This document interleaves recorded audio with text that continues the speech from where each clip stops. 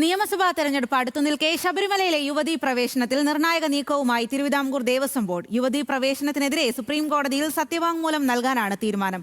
ആചാരങ്ങൾ സംരക്ഷിക്കണം എന്ന നിലപാടാണ് ബോർഡ് പ്രസിഡന്റ് കെ ജയകുമാറിനുള്ളത്.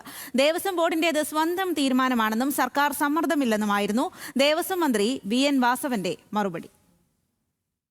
ശബരിമലയിൽ യുവതീ പ്രവേശനം നടപ്പാക്കിയതിനു പിന്നാലെ ഒന്നാം പിണറായി സർക്കാർ വലിയ തിരിച്ചടിയാണ് നേരിട്ടത്. പിന്നാലെ 2019 ലോക്സഭാ തെരഞ്ഞെടുപ്പിൽ ഇടതുപക്ഷം ഒരു സീറ്റിലൊതുങ്ങി.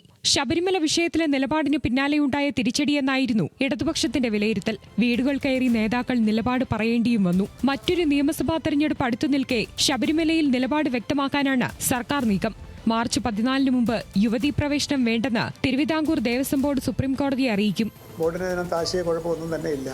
നമ്മുടെ ബോർഡ് തിരുവിതാംകൂർ ദേവസ്വം ബോർഡ് രൂപീകരിച്ചിരിക്കുന്നതും ആ നിയമം അനുസരിച്ചും ക്ഷേത്രങ്ങളെയും ക്ഷേത്രാചാരങ്ങളെയും പരിരക്ഷിക്കുക എന്നുള്ളതാണ്. അതുകൊണ്ട് തന്നെ ഇന്ന് സുപ്രീം കോടതിയിൽ നിലവിലുള്ള ആ ഉത്തരവിന് കണ്ടസ്റ്റ് ചെയ്യുക എന്നുള്ളത് തന്നെയാണ് നമ്മുടെ തീരുമാനം. യുവതീ പ്രവേശനത്തിനെതിരെ ബോർഡ് പ്രമേയം പാസാക്കുകയും ചെയ്തു.